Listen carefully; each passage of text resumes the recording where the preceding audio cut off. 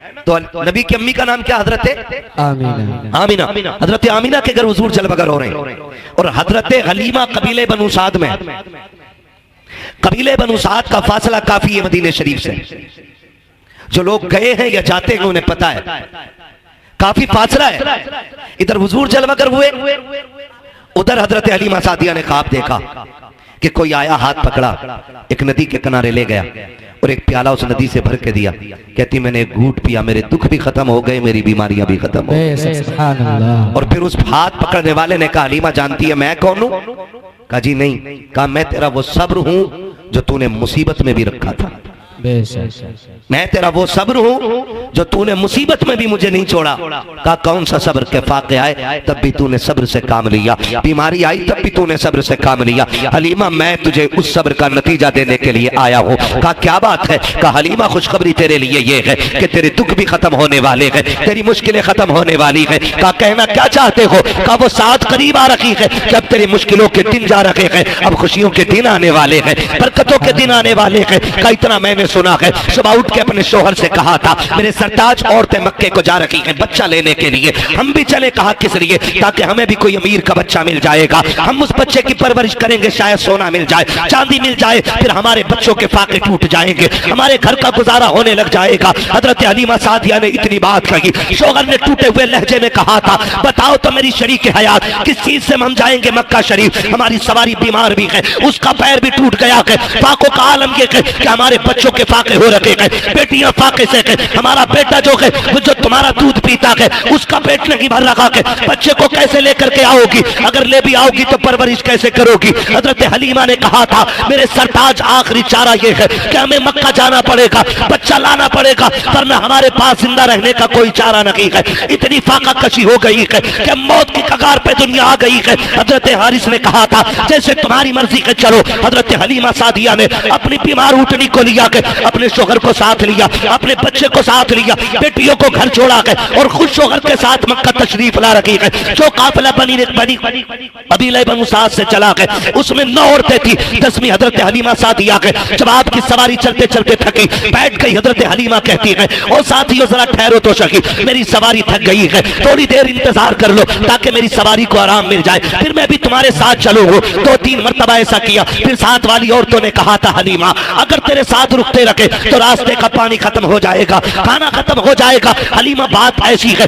या तो साथ चल वरना हमें जाने की इजाजत दे दे। जब काफिले ने पीछे छोड़ने की इजाजत दी है हजरत हलीमा ने कहा जाओ जा सकती हो। जब कबीला छोड़ के जा रहा है, जब काफिले की 9 औरतों ने हजरत हलीमा को पीछे छोड़ा है, हजरत हलीमा की आंख में आंसू आए और रो के आसमान की तरफ देख के कहा था ए मेरे परवरदिगार इतना तो बता दे जो दौलत के गरीब होते हैं क्या उनके नसीब भी गरीब हुआ करते हैं? मेरे मालिक बता तो सकी क्या मैं इनके साथ मक्के तक जा नहीं सकती हूँ? ये कह के हजरत हलीमा सादिया रोई है। तारीख गवाह है हजरत हलीमा सादिया पीछे रह जाती है। जब हलीमा सादिया मक्के में जा रही है, जिस वक्त मक्के में दाखिल हो रखी थी ये 9 की 9 औरतें बच्चे लेकर के वापस निकल रही है। आपके शोहर ने कहा था हलीमा अब जाके क्या करोगी? जितने बच्चे थे ये ले जा रखी है, अब कोई बच्चा की नहीं होगा, क्या किया जाएगा? हजरत हलीमा सादिया ने कहा था यहाँ पे रब का घर भी है, हरम पाक भी है, आए हैं तो खाली नहीं जाना है। हरम शरीफ में हजरत हलीमा सादिया आती है, आने के बाद खिलाफे काबा पकड़ती है और रो के कहती मेरे परवरदिगार मेहरबानी कर ले, मेरे बच्चे फाके से है, मेरा कबीला भूख की कगार पर है, ए मेरे परवरदिगार बड़ी दूर से चल के आई हूँ, मैं तुझसे दरिया नकी मांग रखी हूँ, एक कतरे का सवाल है, परवरदिगार अपनी चौखट से खाली ना लौटाना। जैसी रो के इतना कहा है गैब से आवाज आई है हलीमा तू तो कतरे की बात कर रखी है, हम तेरी झोली में रहमत का समंदर डाल के भेजे। नारे रिसालत के तो नहीं है ना अभी आप चलूं आगे चलूं या सलाम पढ़ लिया जाए? सुनेंगे थोड़ी देर ना? खुदा सलामत रखे इन मोहब्बतों को अल्लाह कबूल फरमाए, है ना? जरा सारे पीछे वाले भी मेरे भाई बोलते हैं या रसूल अल्लाह। हाँ जी अल्लाह आपको सलामत रखे। इतनी जोर से ना बोलो सुभान अल्लाह की पुलिस पकड़ के ले जाए। आहिस्ता बोलो यार कोई पुलिस ना उठा ले। मीठी सी सुभान अल्लाह पे कुर्बान जाऊं तुम्हारी। और तुम्हें एक बात बताऊं सुभान अल्लाह कहने की वजह से आज तक कोई मरा नहीं है। कभी इस डर की वजह से आहिस्ता कह रहे हो कहीं मर ना जाए हैं? जरा खुल के बोलो ना सुभान अल्लाह। क्या बात है, अल्लाह सलामत रखे। ऐसा लग रहा है जैसे महफिल शुरू हो रही है। अल्लाह बरकत अता फरमाए। और याद रखिएगा, जब दिल महफिल में लगने लगे ना तो समझ लो तवज्जो हुजूर की मदीने से हो गई है। सुभान अल्लाह, सुभान अल्लाह। चलूं आगे जरा बोल दे या रसूल अल्लाह, या रसूल। खुदा सलामत रखे। हज़रत हलीमा सादिया कहती है ना, एक आवाज आई, कहती है अचानक पीछे से फिर किसी ने कहा कोई दाया है। कहती जब इतनी आवाज आई ना मैं दौड़ गई, मैं गमों की मारी, उम्मीद भी खो चुकी थी कि बच्चा कोई मिलेगा। कहती मैं दौड़ी कि जी मैं हूँ। कहती मैंने जाके देखा ना तो इतनी सेहतमंद बुजुर्ग मैंने देखा, मैं समझ गई ये किसी खानदान का सरदार आया है। कहती उसके माथे की जो मेहराब थी ना, वो मेहराब बता रही थी ये रातों को सजदे करने वाला है। कहते उसके वजूद का नूर बता रहा था कि ये कोई आम नहीं है, कोई बड़े इल्म फजल वाला बंदा आया हुआ है। कहती जब मैंने उस शख्स को देखा ना मेरा कलेजा ठंडा हो गया। मैंने कहा जी कौन है, किसके लिए चाहते हो? कहा बच्चा मेरा नहीं, मेरा पोता है। सामने वाले खाली मेरा साथ दे मेरे भाई, अल्लाह सलामत रखे। कहती मेरा पोता है, मेरा पोता है। हज़रत हलीमा सादिया कहती मैं दिल में सोचने लगी इनका पोता है और ये सरदार लग रहे हैं, फिर तो सोना बहुत मिलेगा, चांदी मिलेगी, अमीर हो जाऊंगी, मालामाल हो जाऊंगी। कहती मैं जैसे उनके करीब गई ना, उन्होंने मुझसे पूछा कौन है तू? मैंने कहा दाया। उन्होंने कहा नाम क्या है? मैंने कहा हलीमा। कहा किस कबीले से ताल्लुक रखती हो? कहा बनु साद से। फरमाने लगी, कहती इतना सुना और मुस्कुराने लगे। कहती मैंने मुस्कुराहट की वजह पूछी कि आप मुस्कुरा क्यों रहे? कहने लगे हलीमा मुस्कुरा इस बात पे रहा हूँ कि अभी कुछ दिन पहले मैं तवाफ कर रहा था काबे का, मेरे दिल में ख्याल आया मालिक इतनी अजमतों वाला पोता दिया है, इसके लिए गोद कहाँ से ढूंढूंगा, दूध पिलाने वाली औरत कहाँ से लाऊंगा इतनी अजमतों वाली। कहते गैब से आवाज आई थी अब्दुल मुत्तलिब परेशान ना हो, महबूब हमारा है तो इंतजाम भी हम ही करके भेजेंगे। महबूब हमारा है तो इंतजाम भी हम ही करेंगे। मैंने कहा मालिक कौन आएगा? कहते हैं कि सुन अब्दुल मुत्तलिब, जब औरतें तेरे दरवाजे पे बच्चा लेने के लिए आए तो किसी औरत को बच्चा मत दे देना। बड़ी बड़ी औरतें आके सवाल करेंगी तेरे दरवाजे पे, कोई कहेगी मैं यूं पालती हूँ, मैं यूं पालती हूँ, मेरे पास इतनी आराइश है, इतना आराम है, किसी की दौलत और चमक देख करके हमारा महबूब किसी की झोली में न डालना। का मालिक फिर सुन, इसकी परवरिश के लिए हम एक खातून को भेजेंगे, उसका नाम हलीमा होगा, कबीले बनु साद की होगी। का सुन होगी बड़ी गरीब, हवेली कच्ची होगी, ईमान बड़ा पक्का लेके आए। कहा कोई कह रहा था हवेली कच्ची होगी, ईमान पक्का होगा। कहते हैं चला जा। हजरत हलीमा सादिया कहती मैं चली, और जब चली ना तो खुद कहते हैं हलीमा ये सोच रही हो कि सोना मिलेगा, चांदी मिलेगा? कहा सुनो परवरिश के बदले में इनाम बाप देता है, और जिस बच्चे को लेने जा रही हो ना उसके सर पे बाप का साया नहीं है। कहती फिर ऐसा था जैसे बिजलियां गिर गईं, कदम रुक से गए। हलीमा बच्चा भी मिला तो यतीम, क्या करोगी बच्चे को लेके? का फिर सोचा खाली लौटने से तो बेहतरी है कि चलें। कहती मैं दरवाजे तक गई, मैंने दरवाजा बजाया, अंदर से आवाज आई कौन? मैंने कहा दाया। तो अंदर से आमीना कहती है क्या हलीमा आई है? सुभान अल्लाह। हजरत हलीमा कहती है कि बस मेरी आंखें भीग गई, मालिक कितनी अजमतों वाला बच्चा है। मैं आई नहीं, मेरे तस्कीरे पहले आ गए यहाँ तक। और अंदर आके कहती हैं मैंने आके देखा। हजरत हलीमा कहती मैंने देखा ना, पहली नजर जो मेरी हुजूर के घर में उठी ना तो मैं देख के हैरत में पड़ गई कि दीवारों से मुस्तफा के घर की नूर टपक रहा था। नूर टपक रहा था। मैं सोचने लगी अगर दीवारें इतनी खूबसूरत हैं तो जो आया है दुनिया में वो कितना खूबसूरत रहा होगा, वो कितना खूबसूरत रहा होगा जो दुनिया में आया है। शुक्रिया। जो दुनिया में आया है वो कितना खूबसूरत होगा। कहती मैंने पूछा हलीमा हलीमा बच्चा किधर है? कहती जब मैंने इतना कहा ना तो कहती मैं दूर बैठी थी, मैं दूर बैठी थी। कहती हलीमा कहती है आमीना भी दूर थी। कहती कोई झुलाने वाला नहीं था, झूला खुद ब खुद हिल रहा था, झूला खुद हिल रहा था। कहती मैंने कहा कि बस मैंने झूले को देखा, का इसको झूला कौन रहा है? तो हजरत आमीना कहती हलीमा ये तो मैं भी नहीं जानती हूँ कि झूला झुलाने कौन आता है। तो हजरत हलीमा क्या कहती है? कहती जब इतनी बात सुनी ना तो कहती मेरे दिल में एक कैफियत तारी हुई कि जल्दी इजाजत दे और मैं बच्चा देख लूं। कहती मैं देख सकती हूँ बच्चे को? तो हजरत हलीमा कहती जब मैंने इतना कहा तो कहती हाँ देख लो। कहा मैं दौड़ी और मैं जब झूले के पास गई ना, पालना होता है ना, मैंने घुटने लगा करके वो झूला रोका और रोक के जब मैंने झांक के देखा हुजूर के चेहरे पे कपड़ा पड़ा हुआ था। और मुअर्रिखीन ने लिखा दो रिवायतें, एक रिवायत में ग्रीन रखकर यानी हरा कपड़ा पड़ा था चेहरे पे, दूसरे में लिखा है कि सफेद रंग का कपड़ा था। कहती हुजूर के चेहरे पे कपड़ा था और पूरा घर हुजूर के चेहरे से रोशन हो रहा था। कहती कि बस क्या था, मेरे दिल में कैफियत तारी हुई, हलीमा जल्दी कर देख तो कितनी अजमतों वाला बच्चा है। कहती जैसी मैंने कपड़ा हटाया ना, जैसी चेहरे से कपड़ा सरक के नीचे आया है, कहती पहली नजर पड़ी हाय दिल दे बैठी हुजूर को। का पहली नजर में दिल हार बैठी मुस्तफा को। आका करीम की आंखें बंद है, मैं देख रखी हूँ मुस्तफा सो रहे हैं। मैंने सोचा आका करीम को जगाऊं। कहती जगाने के लिए मैंने जैसी सीने पे हाथ रखा है, अभी आका ने आंख नहीं खोली है, मुस्कुराना शुरू कर दिया है। कोई आका कह रहे थे हलीमा आ गई कि तेरा की इंतजार हो रहा था। कहती जब आका मुस्कुराए है, मैंने तेजी से बढ़कर सरकार को उठाया और सीने से लगाया है। अब सरकार ने आंखें खोली है, मेरी चीख निकल जाती है। मैंने आका को सीने से लगाया। हजरत आमीना कहती हलीमा अरे सुन तो सकी, मेरा बेटा यतीम है, बता उजरत क्या लेगी। हलीमा कहती आमीना अब उजरत की बात ना कर, ये बता बेटा देना है कि नहीं। कहा अगर ना दूं तो क्या, कहा ना दे तो ये फैसला कर, जब तक मैं जिंदा रहूंगी इसी के कदमों की नौकरानी करती रहूंगी। जो है सारे लोगों की कहते बात ये खत्म ही हो गई पैसे की। का किसे सोना चांदी चाहिए, जिसे लाल मिल गया उसे कुल कायनात का माल मिल गया। कहती है आमीना कहती है हलीमा सुन, अच्छा बच्चा लेके जा रही, मेरे बेटे की अजमतें भी सुन ले। जब ये मेरे शिकम में आया ना तो पहले ही महीने से नबियों ने आके मुबारकबाद देनी शुरू कर दी थी। और सुनो हर महीने नबी आते रहे।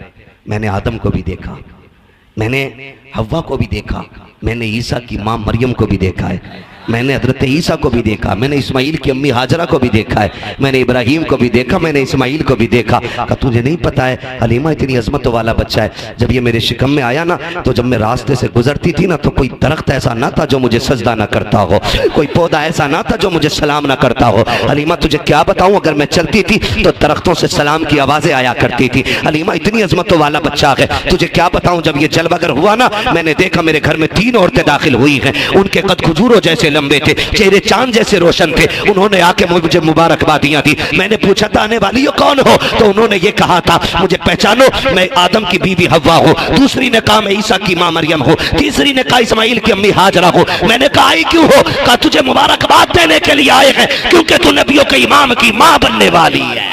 सुभान अल्लाह, सुभान अल्लाह। लेके तो जा रही है, दुख न देना मेरे बेटे को। हजरत हलीमा कहती है इतनी अजमत वाला बच्चा, सीने से लगाते ही दुख खत्म हो गए, जल्दी लेके चलो ना, मेरा कबीला फाके से मर रहा है, अल्लाह इसके कदमों से फाके दूर करेगा। कहती ना मैं लेके चली तो माँ होती है ना। हजरत हलीमा सादिया एक ही बेटा हुजूर, एक ही लाल, खुदा की कसम कुल कायनात सैयदा आमीना की गोद में है आज। कुल कायनात, जन्नत भी जिस गोद पे रश्क करती है उस गोद को आमीना की गोद कहा जाता है। हुजूर को लेके बैठी हजरत हलीमा, लेके जब चली ना फिर कहा ठहर, पता नहीं मुलाकात हो ना हो, एक बार और मेरा लाल दिखा दे। माँ तो माँ होती है ना। नौजवानों हाथ जोड़ के कह रहा हूँ तुम्हें खुदा का वास्ता है, 12वीं वाले मुस्तफ़ा का वास्ता है, कभी माँ गुस्से में बात कर लेना तो उसकी बात को झड़कना नहीं, कभी डांटना मत, कभी माँ के सामने ऊंची आवाज में बोलना नहीं, इसलिए कि माँ के जो लहजे होते हैं ना सख्त, ये अजाब नहीं खुदा की रहमत हुआ करती है।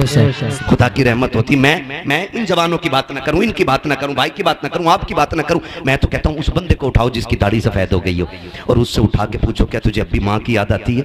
उसकी सफेद दाढ़ी देखना, फिर उसकी भीगी हुई आंखें देखना, वो कहेगा आज भी ऐसा लगता है जैसे दरवाजे पे खड़े होकर माँ आवाज दे रही है। ये माँ होती है। नौजवानों आपसे गुजारिश है, आपके लिए माँ दस्तरखान पे खाना लगाती है, एक फोन आपके यार का आ जाता है, आप कहाँ है, तुम रोटी छोड़ के भागते हो, माँ कहती है अरे पगले रोटी खाता जा, तुम कहते नहीं मैं फिर आके खाऊंगा, तुम चले जाते हो, फिर 12 बजे आए, 1 बजे आए, माँ कहती कहाँ था अब तक, तो कहता भौंका ना कर, कुत्तों की तरह ना बोला कर, मैं कोई बच्चा नहीं हूँ, मैं बड़ा हो गया हूँ, मैं अपनी मर्जी से फैसले कर सकता हूँ, मैं कोई नादान नहीं हूँ जो मुझे कोई नुकसान पहुंचा देगा ना।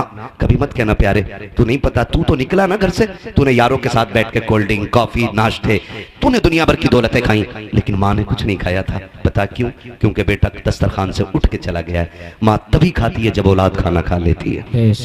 माँ तभी खाना खाती है जब औलाद खाना खा लेती है। मेरे भाई अगर तुम घर में लौट करके आओ ना, माँ गुस्सा करे ना तो कभी उल्टा जवाब मत देना, माँ तुम्हें डांटे तो गर्दन झुका लेना, इसलिए कि ये आवाज रहमत नहीं खुदा की रहमत हुआ करती है। तुम नहीं जानते हो माँ क्या होती है। आज घर के अंदर ये जन्नत मौजूद है तो इसकी कदर नहीं है। आज माँ घर के अंदर है तो किसी को एहसास नहीं है। दुनिया के 1000 दुख सह करके घर में आते हो, माँ दुपट्टे से आंसू पोंछ देती है तो ऐसा लगता है जैसे जिब्रील ने परों में छुपा लिया है। माँ अगर बोसा ले लेती है ऐसा लगता है खुदा की रहमतों ने चूम लिया है। माँ अगर सर पे हाथ रख देती है ऐसा लगता है जैसे जिब्रील के बाजुओं ने साया कर दिया है। माँ अगर गोद से लगा लेती है बेटे को सीने से, माँ अगर प्यार से बोल देती है तो ऐसा लगता है खुदा की रहमतें बोलने लग गई है। आज उसी माँ को कुत्ते का लहजा कहते हो, जानवर कहते हो तेरी आवाज से नफरत है। हाथ जोड़ के कह रहा हूँ, खुदा की कसम खा के कहता हूँ, आज माँ के तो कदर नहीं है। जिस दिन ये कफन में लिपट के चली जाएगी, तुम 1 बजे आना, 2 बजे आना, 3 बजे आना, 4 बजे आना, किसी को दस्तरखान पे तुम्हारा इंतजार नहीं होगा, कोई चूल्हे पे तुम्हारे लिए नहीं बैठेगा, कोई उठा के नहीं कहेगा तूने खाया है कि नहीं खाया है, कोई तेरे आके दस्तरखान नहीं बिछाएगा। रात के 3 बजे आना या 4 बजे आना, कोई तुझसे रोटी को पूछने वाला नहीं होगा। आज माँ है, इसकी कदर कर लो। अगर ये चली गई कफन में लिपट के, रात के 3 बजे आना, तेरी कमाई खाने वाली बीवी चादर में सिमट के लेटी रखेगी, लेकिन तुझसे रोटी को नहीं पूछेगी। तेरे अपने बच्चे, तेरे पैसे से शौक करने वाली औलाद अपनी नींद तोड़ के नहीं आएगी। ये सिर्फ माँ होती है जो सब कुछ लुटा के औलाद को खुश रखना चाहती है। आज माँ के तो कदर कर लो, वरना जिस दिन माँ चली जाएगी, तुम 3 बजे आओगे, फिर तुम्हें कोई डांटने वाला नहीं मिलेगा। तुम्हारे कान तरस जाएंगे उस आवाज के लिए जो कभी 3 बजे आती थी, कभी 2 बजे आती थी। तुम ढूंढोगे कहाँ है वो चेहरा। खुदा की कसम, तुम्हें 4 पाई तो दिखाई देगी लेकिन लेटने वाली माँ नहीं होगी। तुम्हें लाठी तो दिखाई देगी लेकिन पकड़ के चलने वाली माँ नहीं होगी। तब तुम तरस जाओगे इस लहजे और इस चेहरे के लिए। फिर सारी दौलत उठा के फिरना और दुनिया से भीख मांगना और कहना कोई एक बार सारी दौलत लेकर के मुझे मेरी माँ दे दे। कुल कायनात लेकर भी तुम्हें कोई माँ नहीं दे सकता है, इसलिए कि दौलत मेहनत से मिलती है, माँ बाप खुदा की रहमत से मिलाकर। तकबीर, नारे रिसालत। माशाअल्लाह माशाअल्लाह। थके तो नहीं है ना अभी? बातें थोड़ी कड़वी हैं लेकिन सच यही है मेरे भाई। मैं इस कड़वे को शहद में मिला के मीठा नहीं कर सकता। खुदारा माँ बाप की कदर कर लो। माँ बाप बड़ी दौलत होते हैं, बड़ी दौलत होते हैं, इतनी बड़ी दौलत होते हैं जिसके पास माँ बाप है उसके पास कुल कायनात है। वरना जो एक साय से भी महरूम हो जाए ना, कभी उससे पूछो माँ के बगैर जिंदगी कैसे कटती है, कभी पूछो बाप ना हो तो कैसा लगता है, पूछो ना कभी उन लोगों से जाकर के। आज हैं तो इज्जत कर लो, कल नहीं होंगे तो आंसुओं के सिवा कुछ नहीं होगा।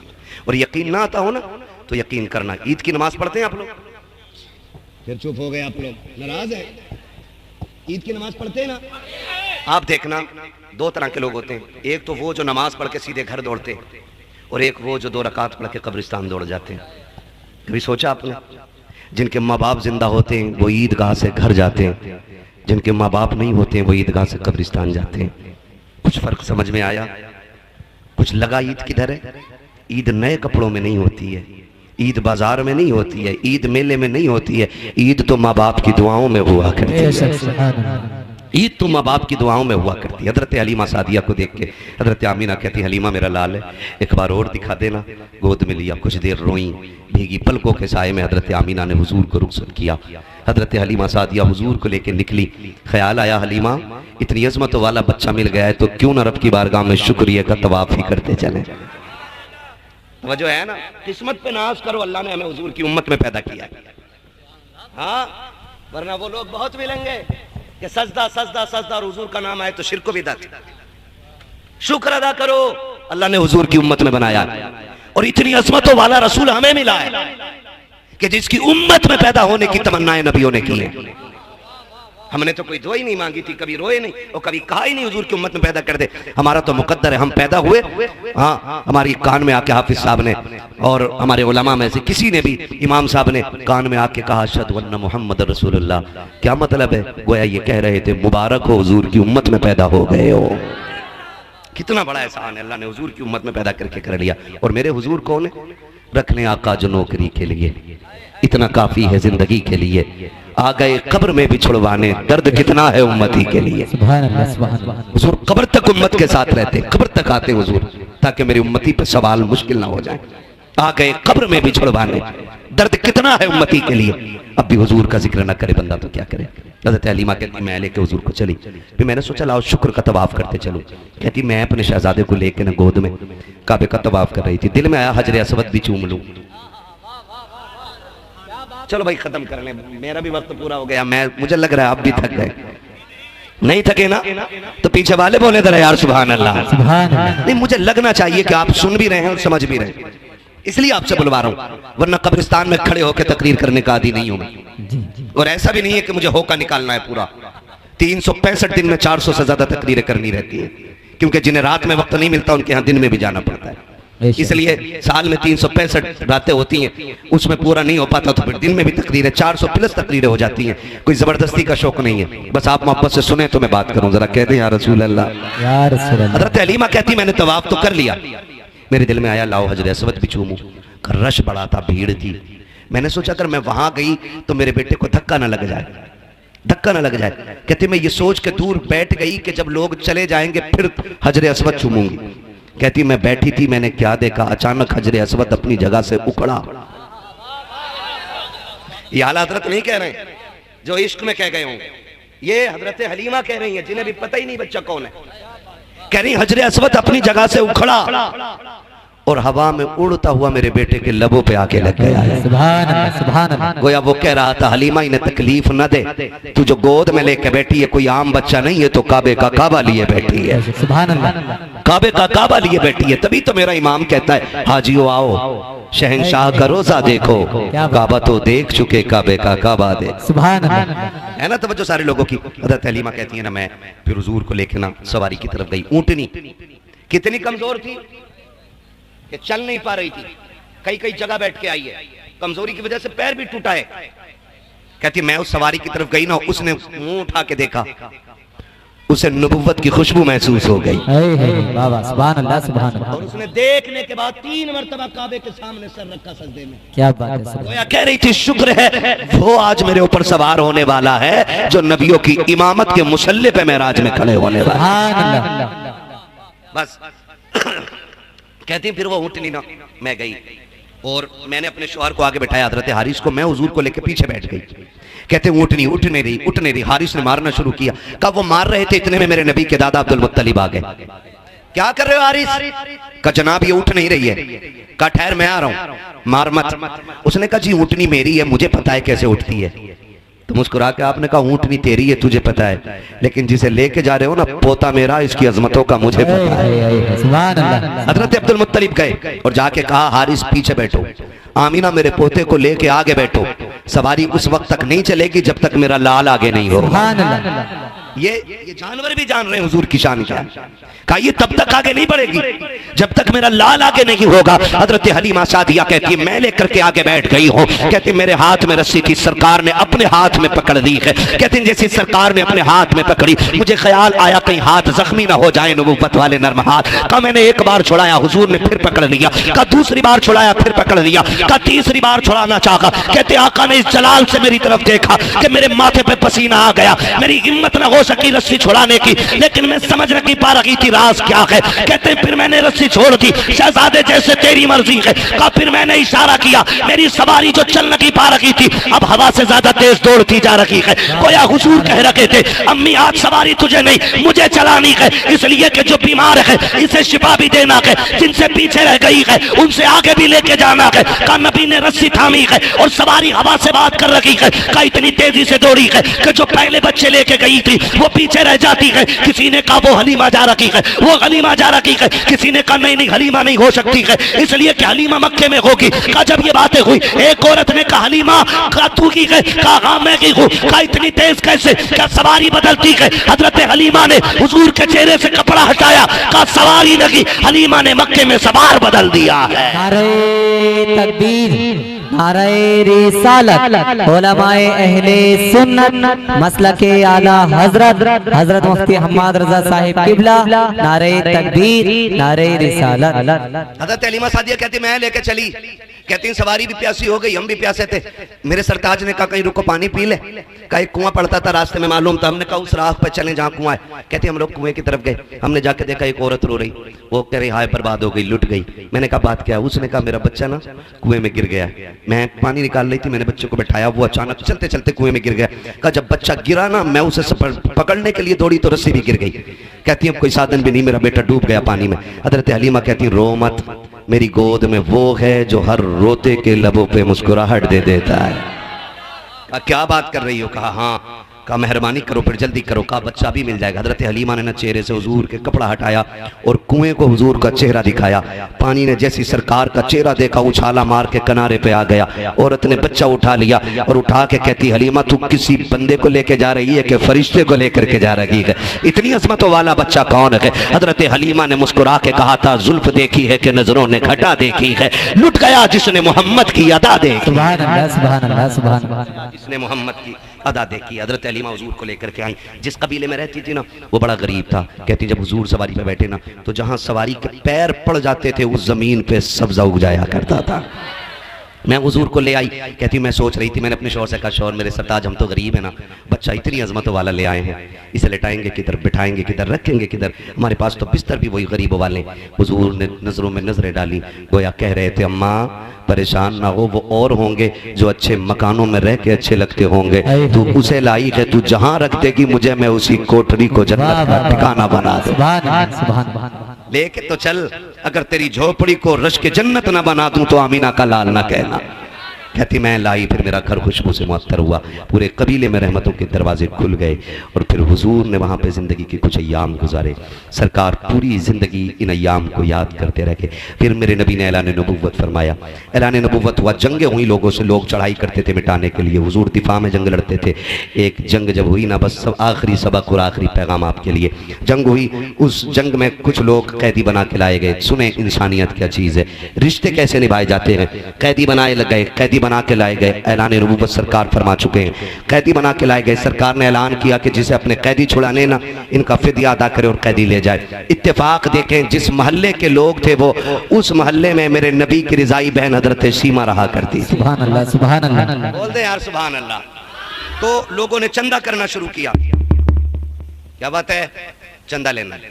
किस चीज के लिए? कहा मोहम्मद ने कुछ कैदी पकड़ रखे, हमारी फौज के कुछ लोग कैदी बना लिए, वो छुड़ा के लाने। हजरत सीमा ने कहा एक बार और बताना क्या नाम है? कहा मोहम्मद। आंखों में चमक आ गई। कहा कौन मोहम्मद? का वो तो नहीं जो मक्के से हिजरत करके मदीने आए हैं? कहा वही मोहम्मद। का कबीले कुरैश से हैं? कहा हाँ वही मोहम्मद। का जिनके बाप अब्दुल्ला है? कहा हाँ। का जिनकी माँ आमीना है? कहा हाँ। फिर कहने लगी चंदा बंद करो, मुझे लेके चलो। कहा तू क्या करेगी? कब चंदा ना करो, तुम्हें नहीं पता वो मेरा भाई लगता है। बहनों को भाइयों पे बड़ा नाज होता है, बड़ा फख्र होता है बहनों को भाइयों पर। और बात बात में भाई प्रधान बन जाए ना तो बहन कहती तुझे पता है मेरा भाई प्रधान है। खुद चप्पर में रहती है ना फिर भी कहती मेरा भाई प्रधान है, मेरा भाई विधायक है। भाई हाफिज कुरान बन जाए, बहन कहती तुझे पता है मेरा भाई हाफिज बन गया, मेरा भाई आलिम है, मेरा भाई इमाम है, मेरा भाई खतीब है। बड़ा नाज बहनों को होता है। कहा सुनो चंदा ना करो, वो मेरे भाई लगते हैं। उन्होंने कहा मुंह बंद कर, इतने बड़े ताकत वाला पैगंबर तेरी सुनेगा? कहा हाँ मुझे लेके तो चलो ना। कहा चंदा तो कर ले, पैसे ले ले, अगर ना छोड़ा तो फिर वापस आना पड़ेगा। उसने कहा बंद करो अपने चंदे को, उनकी बारगाह में अब सिक्के नहीं चलेंगे, बहन की झोली चले। अब हजरत सीमा पूरे कबीले के लोगों के साथ आ रही हैं। अब नाज देखे, अब वो दौर जा चुका है कि कोई कंकर मार दे, अब वो दौर गुजर चुका है कि कोई मेरे हुजूर की तरफ मेरी आंख से भी देख ले। अब हिम्मत नहीं है कोई कचड़ा तो क्या ऊंची सांस में भी की बारगाह में ले सके। वो दौर खत्म। अब सहाबा तलवारें लगाए खड़े, हिम्मत नहीं अब कोई हुजूर की तरफ नजर उठा ले। हजरत सीमा दौड़ी आ रही है और वहां आई जहां हुजूर का खेमा लगा हुआ है। जैसी आई ना तो देहात में रहती थी, सहाबा ने यूं तलवारें लगा दी, ए देहाती औरत किधर जा रही है? आपने फरमाया खल्लू सबीली, मेरा रास्ता छोड़ो, मुझे नहीं जानते हो। कहा कौन है तू? कहा मैं तुम्हारे मोहम्मद की बहन लगती हूँ। जैसे इतना कहा सहाबा की नजरें भी झुक गई, सहाबा की तलवारें भी झुक गई। कहा फिर इजाजत दें कि हम हुजूर से इजाजत ले लें। एक साहबी दौड़ करके आए, हुजूर एक औरत आई है, खातून है, वो कह रही है आपकी बहन लगती है। हुजूर आपकी तो कोई बहन ही नहीं है। फरमाया हाँ नहीं है। उससे पूछो वो कौन है, कोई निशानी है, नाम क्या है? अल्लाह अकबर। जब वो सहाबी बाहर आए ना, कहा अच्छा निशानी बता, पहचान क्या है? उसने कहा कि उनसे जाके कहना वो आई है जो तुम्हें गोद में लेके लोरी दे के कहती थी अल्लाहुम्मा इब्की लना मोहम्मद, जो कहती थी अल्लाह मुझे मोहम्मद का बचपन दिखाया है, मोहम्मद की जवानी भी दिखाना। वो आई है। और कहा दूसरी निशानी, यूं करके बाजू उठाया, और कहा ये देखो, उनसे कहना बचपन में उन्होंने मेरे दांत गाड़ दिए थे, उनकी मोहब्बत में आज तक मैंने इन निशानों को मिटने नहीं दिया है।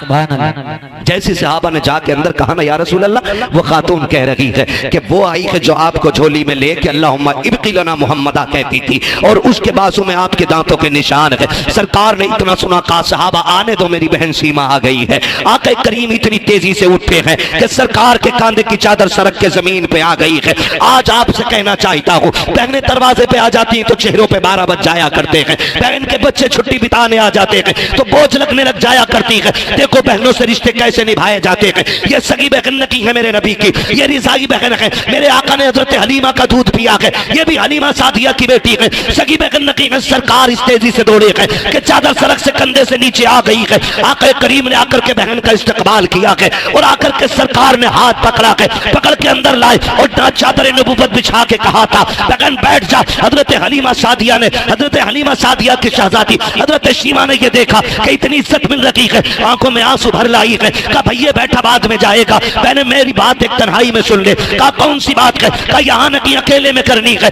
डरिए था कहीं इनकार न कर दे, कहीं मेरे कबीले के सामने नाक न कट जाए। हाथ पकड़ के अलग लेके गई है, फिर आंख में झोली, आंख में आंसू भर के हाथों में झोली फैला के कहा था भाई खाली ना लौटाना, बड़ी उम्मीदें लेके आई हूँ, मैंने अपने कबीले वालों से कहा था वो मेरे भाई लगते हैं, खाली नहीं लौटाएंगे। कहा बहन मामला क्या है? कहा फला जंग में जो कैदी बनाए गए वो मेरे कबीले के लोग हैं, क्या अपनी बहन के लिए तो उन्हें आजाद करोगे कि नहीं? मेरे नबी ने बहन के हाथ से चादर छुड़ाई है, चोली छुड़ा के हाथ पकड़ा बहन का और लेकर के वहां आए हैं जहाँ कबीले वाले लोग थे, अपनी मुजम्मिल वाली चादर पे बैठाया और बैठा करके कहा था अब बताओ शीमा क्या चाहिए? ये बातें तन्हाई में नहीं बल्कि मैदान में की जाएंगी। कहा बता तुझे चाहिए क्या? कहा मेरे कबीले के कैदी दे दो। आका करीम कहते हैं सहाबा मैं सारे कैदी बांट चुका हूँ, आज तक तुमसे हर काम मशवरा लेके किया है, लेकिन आज मशवरा भी नहीं करूंगा, मेरी बहन जो मांग रही है दे दिया जाए। सारे कैदी ला के कदमों पे डाल दिए गए। हजरत शीमा रोती जा रही है। आका ने कहा फिलहाल तुम वजीर खजाना हो,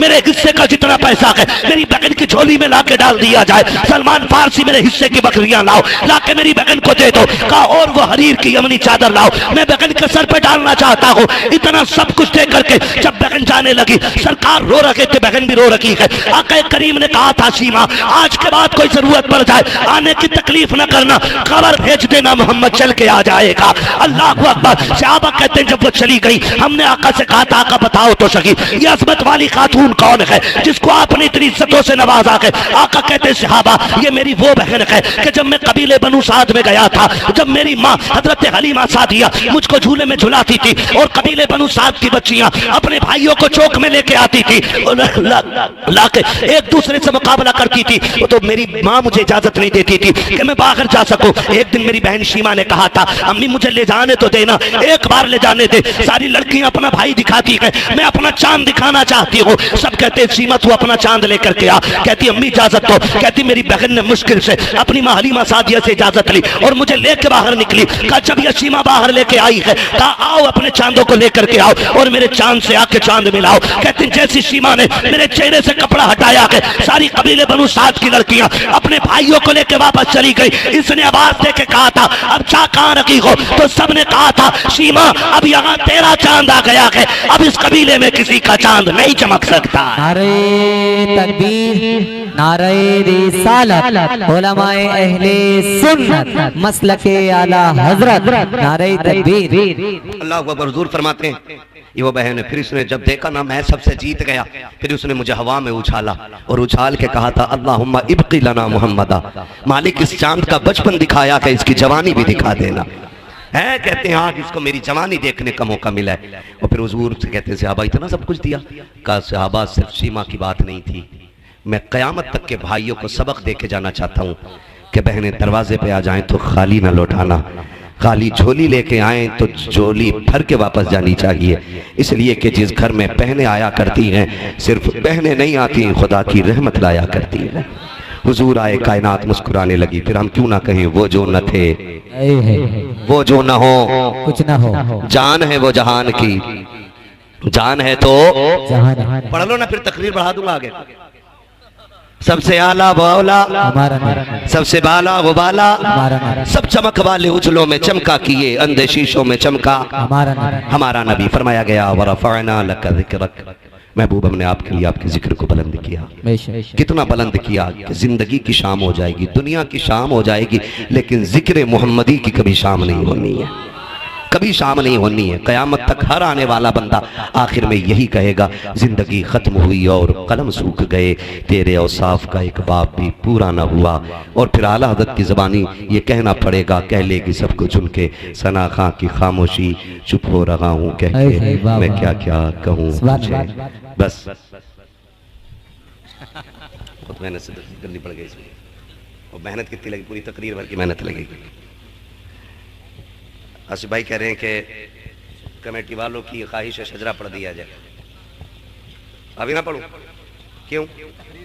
अब ना पढ़ो, अब बोलो जरा सुभान अल्लाह, सुभान अल्लाह, है ना। अब तकरीर फिर कभी सुन लेना, अब शजरा सुन लो ना भाई। अल्लाह आपको सलामत रखे। 1 घंटे के ऊपर सुई चली गई, काफ़ी टाइम हो गया है। खुदा आपको सलामत रखे। कभी थोड़ा सा ना जल्दी वक्त दे दीजिए, मैं इतनी सी शजरे में पूरी कर दे रहा हूँ। आप जरा बोलो सुभान अल्लाह। हाँ, अल्लाह आपको सलामत रखे। बोले जरा सुभान अल्लाह। ऐसे नहीं, जब मेरा हाथ का इशारा होना तो समझ जाना क्या बात है। क्यों? इसलिए कहना है कि मौलवी की सांस अटकने लगी, क्योंकि मैं हाथ तभी इशारा करूंगा जब मेरी सांस अटकने लगेगी, ताकि तुम सुभान अल्लाह कहो और उसकी आड़ में मैं लंबी सी सांस ले लूं। बात साफ सुथरी अच्छी रहती है भाई। हाँ, और चुप मत रह जाइयो, कभी तुम सुभान अल्लाह कहना भूल जाओ, मौलवी सांस लेना भूल जाओ, और कल वाले जलसा कराने वाले जलसा ही कराना भूल जाए, है ना। साथ देंगे ना इंशाल्लाह, इंशाल्लाह। और जब मेरा हाथ का इशारा हो तो जरूर बोलना, और याद रखना, ना बोलोगे ना, कमेटी वालों का हुक्म है, शजरा पढ़ रहा हूँ, ना बोलोगे नमाज जनाजा तो है नहीं, जो 4 तकबीरें पूरी करके ही हटूंगा।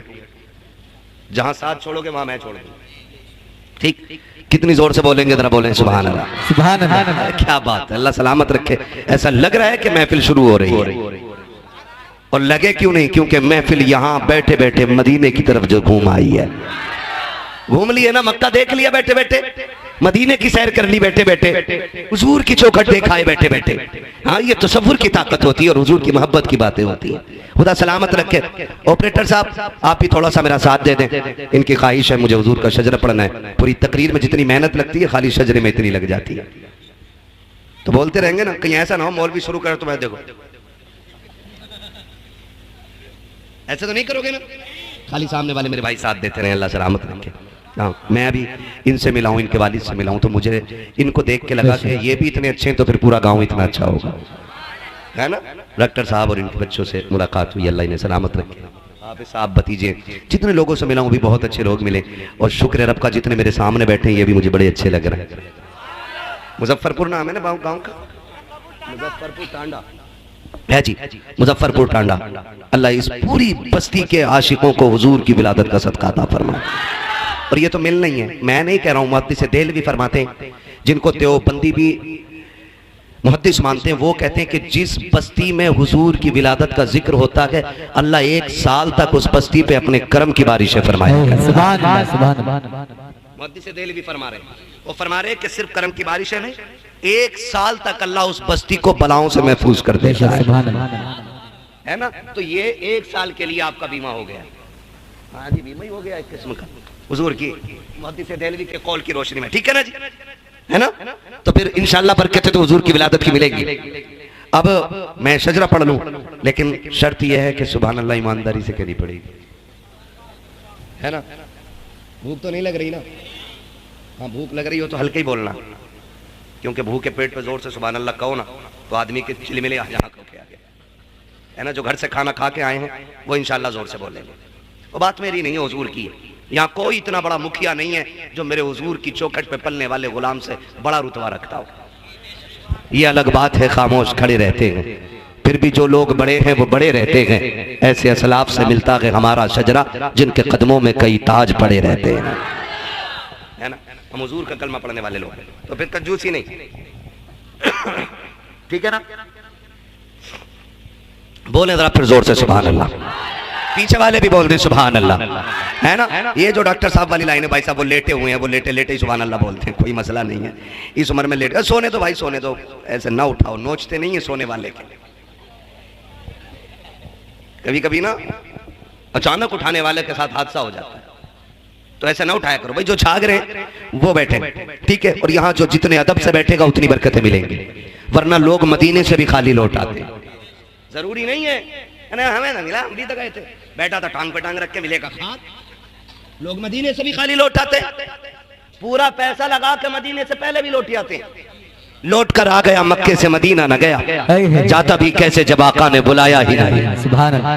तो हिस्सा सबका नहीं, अदब वालों का होता है, अदब वालों का होता है, ठीक है ना। फिर मोहब्बत से बोले सुभान अल्लाह। जरा पढ़ने लगा ऑपरेटर साहब, तुम्हारा भी इम्तिहान और मेरा भी और इनका भी लास्ट घड़ी है, अल्लाह खात्मा ईमान पे फरमा दे। आमीन बोलो, बहुत जोर से बोलो आमीन। एक नारा लगाऊं फिर जवाब दें, फिर मैं शुरू कर दूं। सरकार की आमद, हाय हाय हाय। ये चच्चा लोग नहीं बोल रहे, कोई बात नहीं है, ये भाई इनके पास ज्यादा जमीन होगी, तुम्हारा नहीं बोल रहे। सुभान अल्लाह कहना छोटे लोगों का काम होता है, नाना सुभान अल्लाह कहना बहुत बड़े लोगों का काम होता है। ये फरिश्तों की तस्बीह है। अल्लाह फरमाता जो मेरी तस्बीह बयान करता है ना, तो वो मुझे पाक कहता, मैं उसे पाक करता, ठीक है ना। बोलो जरा सुभान अल्लाह।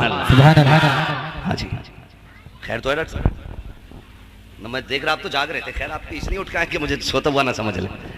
बहुत अच्छे आदमी है, अल्लाह सलामत रखे, ठीक है ना। आप भी बहुत अच्छे हैं, लेकिन इससे भी अच्छे हो सकते हैं अगर दिल से अल्लाह के जिक्र में बैठेंगे, है ना। मैं बच्चा पार्टी से गुजारिश करूंगा, बहुत अच्छा आपने सुना, अल्लाह आपके माँ बाप को सलामत रखे। ये बच्चे इतने अच्छे हैं, कसम से कह रहा हूँ, एक बार समझाया और बच्चे समझ गए, इतने अच्छे बच्चे निकले ये। अल्लाह इन बच्चों को सलामत रखे। मुझे एक बात बता सकते हैं आप बड़े लोग, ये बच्चे किसी मीठे के लालच में बैठे हैं?